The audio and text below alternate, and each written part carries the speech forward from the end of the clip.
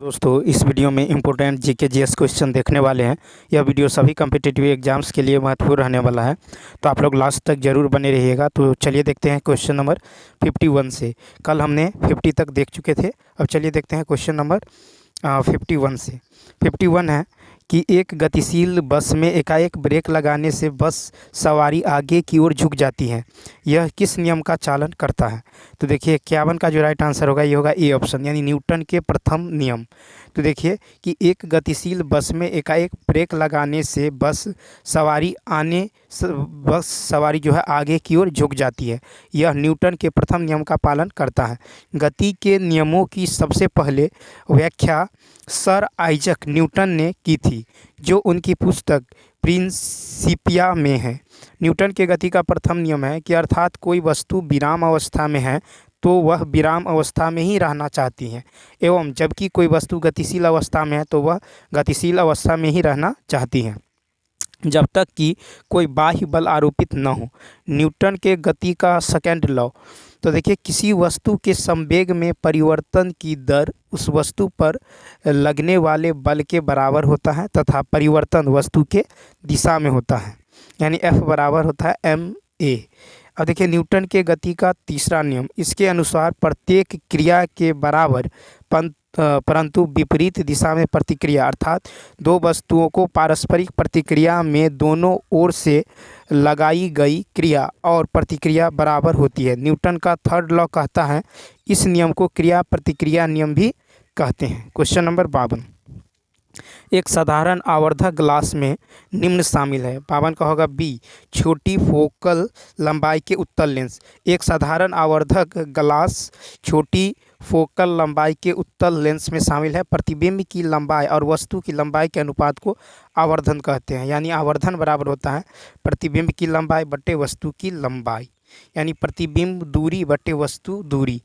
अब देखिए लेंस सूत्र होता है 1/f बराबर 1/v माइनस 1/u, यह है लेंस सूत्र। वहीं जो है दर्पण सूत्र होता है 1/f बराबर 1/v जोड़ सॉरी यहाँ पे u होगा 1/v जोड़ 1/u।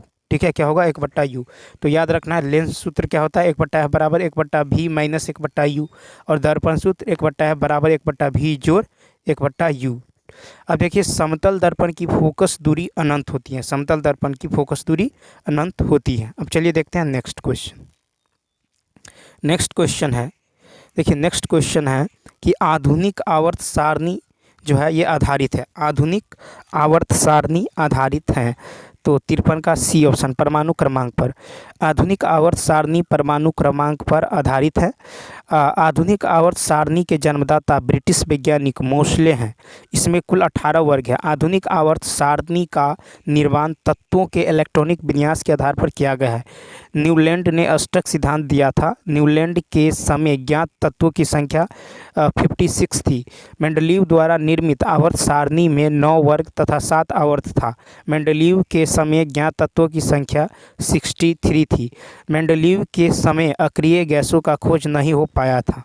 नेक्स्ट कहता है एल्केन का सूत्र होता है। तो 54 का राइट आंसर होगा बी ऑप्शन, CnH2n+2। एल्केन श्रेणी का सूत्र है CnH2n+2। अब देखिए एल्कीन श्रेणी का सूत्र है CnH2n। एल्काइन श्रेणी का सूत्र है CnH2n-2। एल्कील श्रेणी का सूत्र है CnH2n+1। एल्कील श्रेणी का सूत्र क्या है CnH2n+1। एल्कील का याद रखना है, एल्कील का क्या होता है CnH2n+1। ठीक है, CnH2n+1।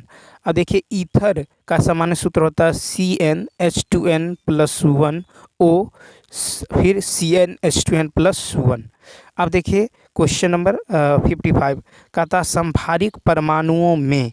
तो 55 का होगा सी ऑप्शन, यानी न्यूक्लियनों की संख्या समान होती है। संभारिक आइसोबार्स वे परमाणु जिनकी परमाणु भार या न्यूक्लियनों की संख्या समान होती हैं उसे संभारिक कहते हैं। ठीक है, क्या कहते हैं उसे संभारिक। जैसे एग्जांपल देखिए AR, ठीक है, AR40 और 18, फिर देखिए के जो है 40, फिर यहाँ पर 19 कैल्शियम 40-20। ठीक है, तो यहाँ पे आप देख सकते हैं कि यहाँ पे जो है परमाणु जिनकी परमाणु भार जो है या न्यूक्लियनों की संख्या समान है।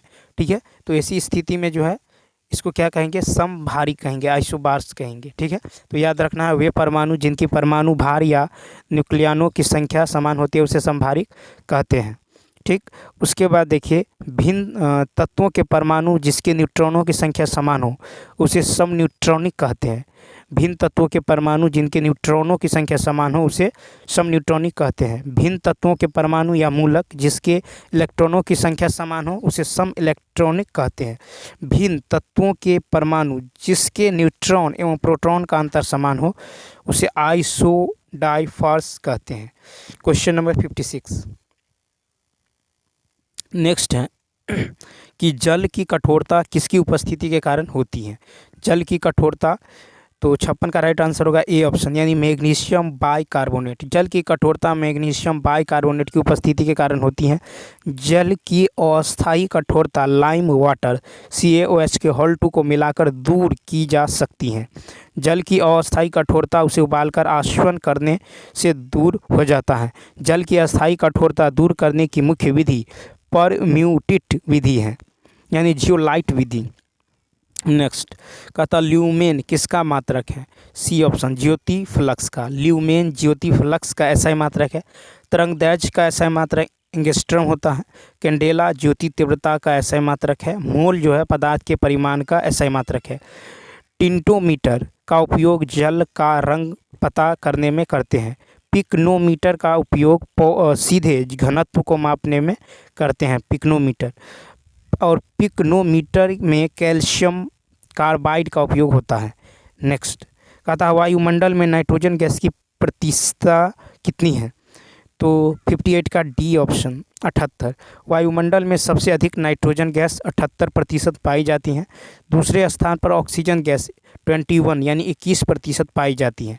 चौथे स्थान पर है CO2 कार्बन डाइऑक्साइड जो है 0.03% जो है पाई जाती हैं, एवं शेष गैस 0.71% में होता है। वायुमंडल में आर्गन गैस 0.9% की मात्रा में पाया जाता है। वायुमंडल का आयन मंडल रेडियो तरंगों को परावर्तित करता है। ओजोन परत सूर्य से आने वाली पराबैंगनी किरणों यानी UV से पृथ्वी की रक्षा करता है। ओजोन घनत्व के मापन के लिए डॉप्सन इकाई का प्रयोग किया जाता है। नेक्स्ट, सूर्य के प्रकाश के किस रंग का पराकिरणन सबसे अधिक होता है। तो 59 का होगा डी ऑप्शन। तो देखिए, सबसे अधिक पराकिरणन बैंगनी रंग का होता है एवं सबसे कम पराकिरणन लाल रंग का होता है। सूर्य का प्रकाश श्वेत प्रकाश 7 रंगों से मिलकर बना होता है। सूर्य का जो प्रकाश होता है ये इसे श्वेत प्रकाश कहते हैं। ये 7 रंगों से मिलकर बना होता है और प्रकाश का जो पराकिरणन है ये समानुपाती होता है 1/, तरंगदैर्घ्य की पावर 4 के। यानी सबसे अधिक तरंगदैर्घ्य लाल रंग का होता है जबकि सबसे कम तरंगदैर्घ्य बैंगनी रंग का होता है। लाल रंग को खतरा के प्रतीक के रूप में प्रयोग करते हैं क्योंकि सबसे अधिक तरंगदैर्घ्य लाल रंग का होता है। नेक्स्ट देखिए 60 है कि कार्बन, नाइट्रोजन, ऑक्सीजन और फ्लोरीन के द्वितीय आयनन विभव का सही क्रम है। तो देखिए 60 का जो राइट आंसर होगा बी ऑप्शन, यानी oxygen greater than fluorine greater than nitrogen greater than carbon. ठीक है, यानी O greater than F greater than N greater than C। तो देखिए कि कार्बन, नाइट्रोजन, ऑक्सीजन और फ्लोरीन के द्वितीय आयनन विभव का जो क्रम है यह है O ग्रेटर देन F, यानी oxygen greater than fluorine greater than nitrogen greater than carbon. ऊर्जा की वह न्यूनतम मात्रा जो किसी तत्व की बाह्यतम कक्षा से एक इलेक्ट्रॉन को निकालकर बाहर करने के लिए आवश्यक होता है उसे आयनन विभव कहते हैं।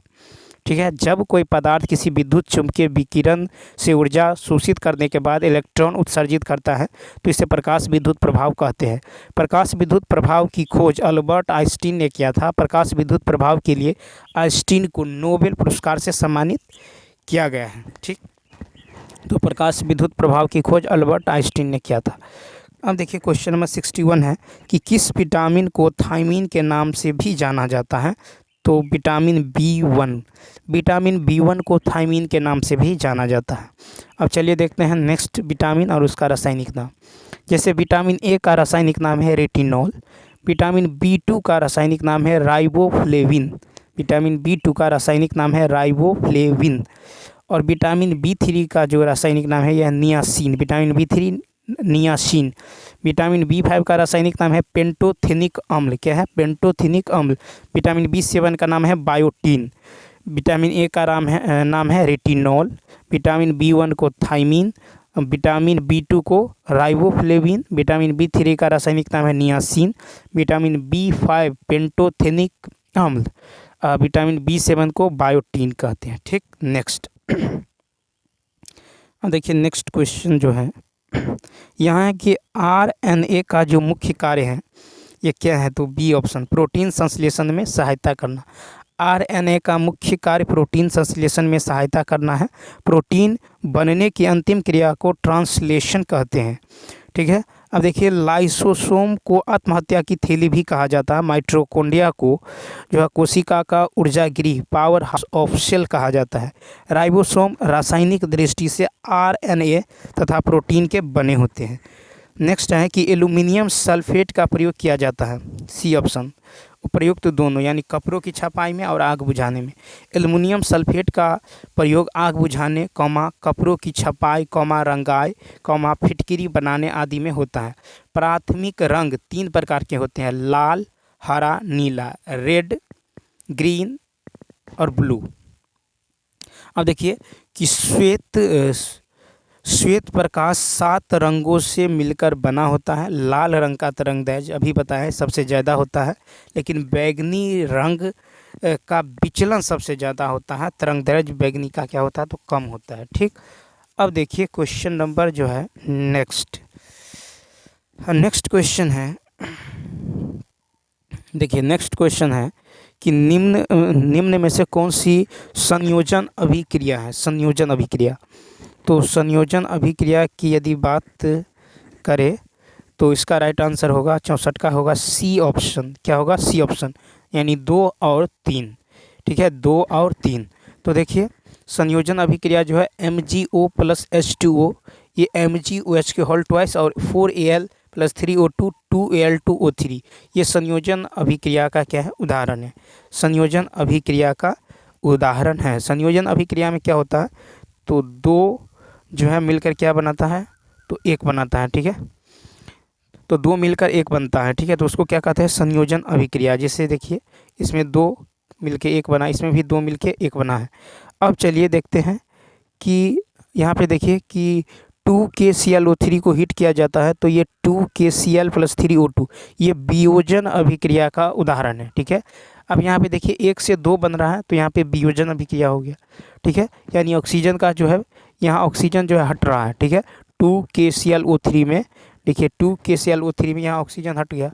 ठीक है, इसको वियोजन अभिक्रिया कहते हैं। फिर है ZnFeSO4, ये ZnSO4 + Fe बन रहा है, इसको विस्थापन अभिक्रिया कहते हैं। क्या कहते हैं? विस्थापन अभिक्रिया। ठीक है, यहाँ जो है ऑक्सीजन जो है इसमें देखिए ऑक्सीजन जो है यहाँ से हट के इसमें आ गया। ठीक है, इसको कहते हैं विस्थापन अभिक्रिया। उसके बाद Fe + CuSO4, तो ये बन गया FeSO4 + Cu, ये भी क्या है? तो विस्थापन अभिक्रिया है। ये भी क्या है? तो विस्थापन अभिक्रिया है। ठीक, अब चलिए देखते हैं 65। देखिए 65 की यदि बात करें तो किसी तत्व की परमाणु द्रव्यमान संख्या 35 है तथा 18 इलेक्ट्रॉन है, तो उस वस्तु में प्रोटॉन की संख्या। तो यहाँ पे यदि देखें किसी तत्व की परमाणु द्रव्यमान जो है 35 दे दिया गया है। ठीक है, और इलेक्ट्रॉन जो है कितना है? 18 है, तो उस तत्व में प्रोटॉन की संख्या बताना है। तो देखिए यहाँ पे प्रोटॉन की संख्या बराबर क्या होता है? प्रोटॉन की संख्या बराबर होता है आपको, प्रोटॉन की संख्या बराबर होता है इलेक्ट्रॉन की संख्या बराबर इलेक्ट्रॉन की संख्या। ठीक है, प्रोटॉन की संख्या बराबर इलेक्ट्रॉन की संख्या। प्रोटॉन की संख्या बराबर क्या होता है? इलेक्ट्रॉन की संख्या, और इलेक्ट्रॉन की संख्या कितना? 18, तो यहाँ लेंगे 18। ठीक है, तो प्रोटॉन की संख्या बराबर इलेक्ट्रॉन की संख्या होता है। प्रोटॉन की संख्या बराबर इलेक्ट्रॉन की संख्या होता है। इलेक्ट्रॉन की संख्या कितना? 18। अब देखिए तो यहाँ पे जो है प्रोटॉन की संख्या कितना होगा? 18 ही होगा, यानी ये कहें कि इसका राइट आंसर क्या होगा? B option. ठीक, तो आपको याद रखना है कि प्रोटॉन की संख्या बराबर होता है इलेक्ट्रॉन, यानी जितना प्रोटॉन उतना ही क्या होगा? इलेक्ट्रॉन। अब देखिए वहीं न्यूट्रॉन की संख्या बराबर क्या होता है? देखिए न्यूट्रॉन की संख्या बराबर होता है द्रव्यमान संख्या। ठीक है। मास नंबर, द्रव्यमान संख्या माइनस इलेक्ट्रॉन की संख्या, माइनस इलेक्ट्रॉन की संख्या। तो याद रखना है न्यूट्रॉन की संख्या बराबर होता है द्रव्यमान संख्या माइनस इलेक्ट्रॉन की संख्या। यदि आपको जो है न्यूट्रॉन की संख्या पूछा जाता, ठीक है, यदि आपको द्रव्यमान संख्या दिया रहता, इलेक्ट्रॉन की संख्या दिया रहता और आपसे न्यूट्रॉन की संख्या पूछता, तो क्या करते, द्रव्यमान संख्या में से इलेक्ट्रॉन की संख्या को घटा देते, द्रव्यमान संख्या में से इलेक्ट्रॉन की संख्या को घटा देते। तो द्रव्यमान संख्या कितना है 35, ठीक है, और इलेक्ट्रॉन की संख्या कितना है 18, तो इसको घटाइए तो ये हो जाएगा आपको कितना, तो 17। कितना हो जाएगा, तो 17 हो जाएगा। यानी ये कहे कि इसमें न्यूट्रॉन की संख्या कितना होगा, तो 17 होगा, ठीक। और प्रोटॉन की संख्या बराबर इलेक्ट्रॉन की संख्या, ये मोस्ट VVI है, ठीक। तो इसको याद रखना है, ठीक। तो इसका जो राइट आंसर होगा 65 का बी ऑप्शन। क्या होगा 65 का, तो बी ऑप्शन, ठीक है। उसके बाद देखिए कि इलेक्ट्रॉन नाभिक के चारों ओर चक्कर लगाते रहते हैं। इलेक्ट्रॉन जो होते हैं वो नाभिक के चारों ओर चक्कर लगाते रहते हैं। परमाणु के नाभिक में प्रोटॉन और न्यूट्रॉन रहता है। परमाणु के नाभिक में प्रोटॉन और न्यूट्रॉन रहता है। नेक्स्ट कहता आमों का पीला रंग किसकी उपस्थिति के कारण होता है, तो 66 का राइट आंसर होगा डी ऑप्शन, यानी पर्णपितक कैरोटीन। गाजर आम दूध आदि का पीला रंग कैरोटीन यानी पर्णपितक के कारण होता है। पौधों की पत्तियों एवं पौधों का हरा रंग पर्णहरित यानी क्लोरोफिल के कारण होता है, ठीक। टमाटर का लाल रंग जो है ये लाइकोपीन के कारण होता है। टमाटर का लाल रंग लाइकोपीन के कारण। मिर्ची का तीखापन कैप्सेसिन के कारण होता है। हल्दी का पीला रंग करक्यूमिन के कारण होता है। पपीता का पीला रंग जो है कैरिकोजेंथिन के कारण होता है। आलू का हरा रंग सोलेनिन के कारण होता है। नेक्स्ट देखिए 67 है कि एक बर्तन लंबे समय तक नम हवा के संपर्क में रहता है। यह एक हल्की हरी कोटिंग प्राप्त करता है। बर्तन किससे बना हुआ है, 67 का डी तांबा। तो एक बर्तन लंबे समय तक नम हवा के संपर्क में रहता है, यह हल्की हरी कोटिंग प्राप्त करता है। यह बर्तन तांबा से बना हुआ है। तो देखिए इसके लिए समीकरण है 2Cu + O2, ये बनाएगा 2CuO। तो देखिए हरी वस्तु कॉपर हाइड्रोक्साइड यानी CuOH के होल ट्वाइस और कॉपर कार्बोनेट CuCO3 का मिश्रण है। कॉपर हाइड्रोक्साइड और कॉपर सल्फेट के मिश्रण का उपयोग कीटनाशी और कीटनाशकों दवाओं के रूप में किया जाता है। कॉपर ऑक्साइड कार्बन डाइऑक्साइड के साथ मिलकर कॉपर कार्बोनेट बनाता है। ये तांबा के बर्तन को हरा रंग देता है। मानव ने सर्वप्रथम तांबे धातु की खोज व उपयोग किया था। 68 है कि दांतों के डॉक्टर द्वारा परीक्षण के दौरान दांत पर प्रकाश संकेंद्रित करने के लिए निम्नलिखित में से किस किस्म के दर्पण का उपयोग किया जाता है। 68 का होगा बी अवतल दर्पण। आँख कान नाक के डॉक्टर परीक्षण के दौरान अवतल दर्पण का उपयोग करते हैं क्योंकि अवतल दर्पण प्रकाश का संकेंद्रण का अच्छा स्रोत है। अवतल दर्पण का प्रयोग सौर कुकर, गाड़ी के हेडलाइट या सर्च लाइट में दाढ़ी बनाने में उपयोग आने वाला दर्पण होता है। अवतल दर्पण को अभिसारी दर्पण कहते हैं। अवतल दर्पण को अभिसारी दर्पण कहते हैं। उत्तल दर्पण को अपसारी दर्पण कहते हैं। समतल दर्पण की फोकस दूरी अनंत होती है, वहीं अवतल दर्पण की फोकस दूरी ऋणात्मक होती है और उत्तल दर्पण की फोकस दूरी धनात्मक। नेक्स्ट देखिए 69 है कि एक वृक्ष के पारिस्थितिकी तंत्र में संख्या का पिरामिड होगा। तो 69 का होगा ए ऑप्शन सीधा। एक वृक्ष के पारिस्थितिकी तंत्र में संख्या का पिरामिड सीधा होगा। जैव आवर्धन अकार्बनिक निर्जीव वातावरण में होने वाले जीवों की तुलना में जीवित जीवों में कुछ रसायनों के संचयन की प्रक्रिया है। जल में घुले ऑक्सीजन की मात्रा जो है 4 mg/L से कम होने पर जलीय जीव मर जाएगा। पेयजल और बायोलॉजिकल ऑक्सीजन डिमांड यानी BOD की मात्रा शून्य होनी चाहिए। नेक्स्ट कहता है एक निश्चित क्षेत्र में प्राथमिक उत्पादकों की संख्या सर्वाधिक होगी। 70 का होगा सी, तालाब के पारिस्थितिकी तंत्र में प्राथमिक उत्पादकों की संख्या सर्वाधिक समुद्रों, नदियों एवं तालाबों के पारिस्थितिकी तंत्र में होती है। प्राथमिक उत्पाद में मुख्य रूप से प्राकृतिक वनस्पति होती हैं। उपभोक्ता वर्ग को 3 वर्गों में रखा जाता है। प्राथमिक उपभोक्ता हो गया गाय, बकरी, हिरन, भेड़, बैल आदि। द्वितीय उपभोक्ता लोमड़ी, भालू आदि। तृतीय उपभोक्ता हो गया बाघ, शेर आदि। ठीक है, उसके बाद देखिए यहाँ से तो चलिए दोस्तों, इस वीडियो में इतना ही। यदि यह वीडियो अच्छा लगा हो तो लाइक, शेयर और सब्सक्राइब करना ना भूलें, ताकि इसी तरह का वीडियो आप लोग पाते रहे। तो चलिए दोस्तों, इस वीडियो में इतना ही। Thanks for watching.